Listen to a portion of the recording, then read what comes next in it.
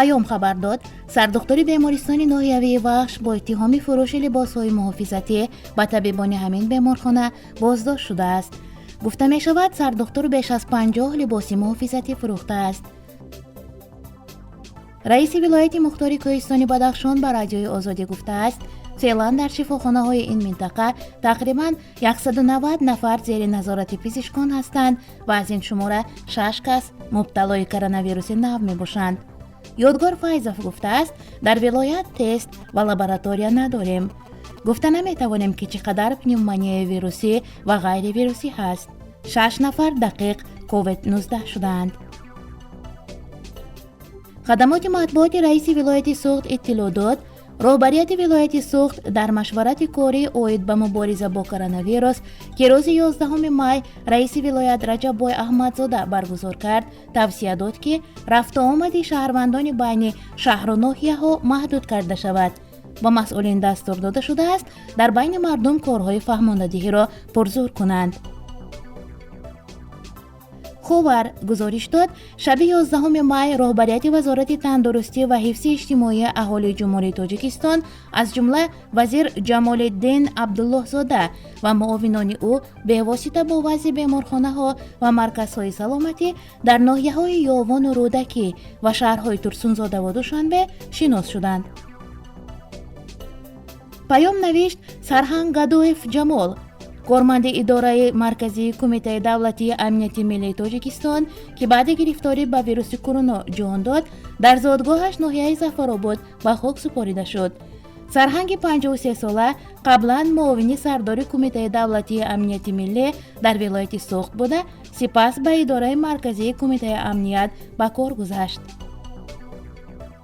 رادیوی آزادی اطلاع داد وزارت مدافع تاجیکستان قسم‌های حربی زیر اطاعتش را به کرانتین گرفته از جمله واخوری والدان را با سربازان موقتا منع کرده است. ولی صرف نظر از پاندمی کرونا ویروس معرکه دعوت بهاری جوانان به ارتش تاجیکستان ادامه دارد. دفتر مطبوعات شهرداری پایتخت خبر می‌دهد شهرداری دوشنبه دستور داد که فعالیت کاشانه‌های حسن، سرتراشخانه، مغازه‌های فروش تلفن‌های موبیلی و نقطه‌های شستن اتومبیل‌ها تا 31 می قطع کرده شود. حالا در شهر دوشنبه اینچنین مهمانخانه و قهوه‌خانه و طربخانه‌ها نیز کار نمی‌کنند. اخبار بر اساس خبرهای نشر شده روی خط 16 نفره را ترتیب داد که در شبانه روز آخر در تاجیکستان وفات کردند. در خبرها علت مرگ اکثر آنها کرونا ویروس گفته شده است و این 16 نفر تنها آنهایند که خبر مرگشان در مطبوعات نشر شده است.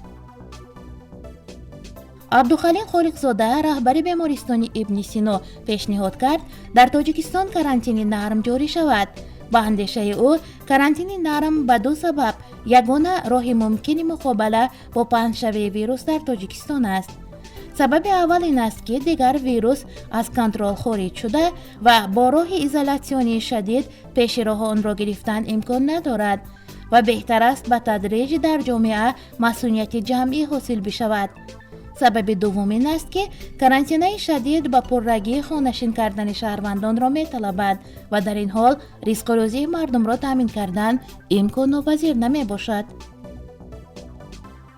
خبر نوشت کارمندان دادستان کل در یک جایگی با نمایندگان مقامات اجرایی حکومت دولتی ناحیه سینا با 4440 منزل استقامتی این ناحیه رفتند با استقامت کنندگان آنها در راه‌های پیشگیری از ویروس کرونا صحبت کردند.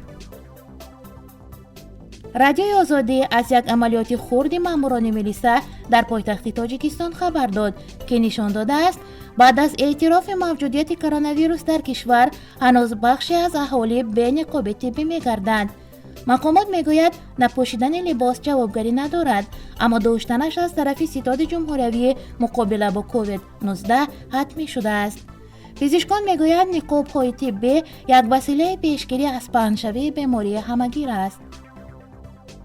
آسیا پلوس خبر می‌دهد وزارت تندرستی با کمک مالیوی بانک آسیایی رشد با مبلغ $100,000 25 نمود محصولات طبی و حفاظتی دریافت کرد. از قبیل نقاب، دست پوشک، خلعت‌ها، لباس‌های محافظتی، حرارت سنج و غیره.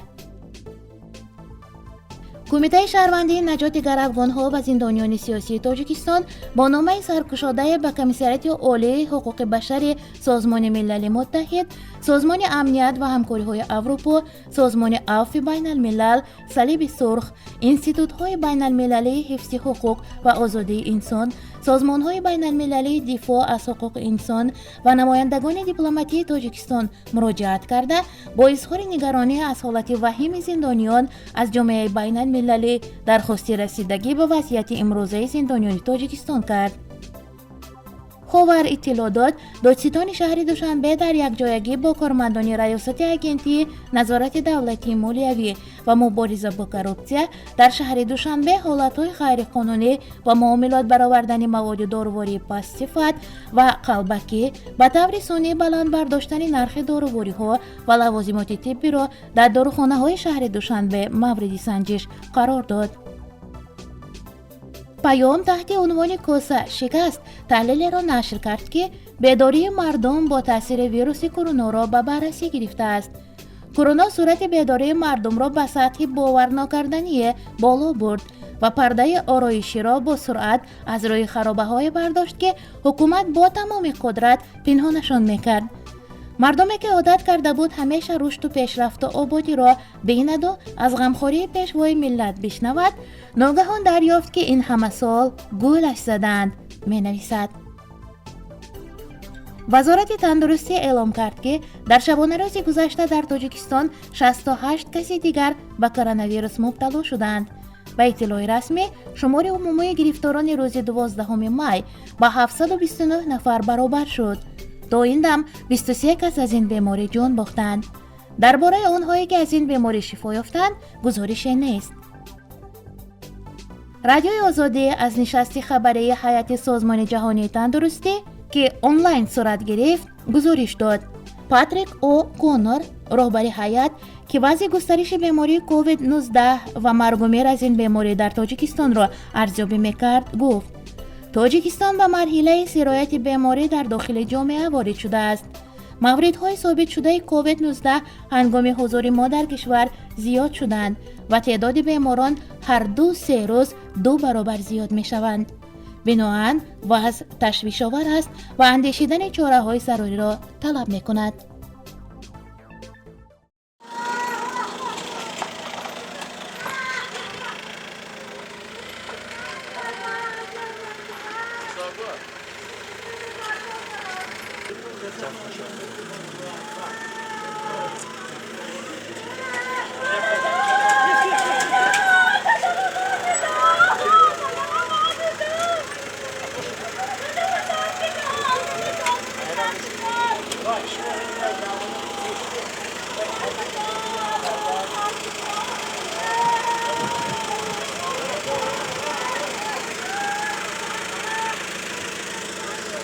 Ona ko bahrloi krom braftos ya.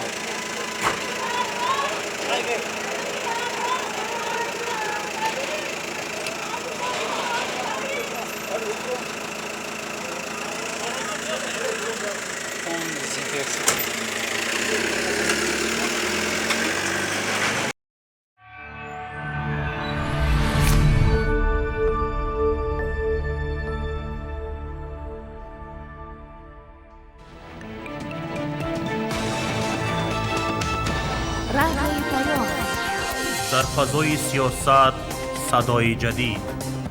رادیوی پیام علم، فرهنگ، نوید.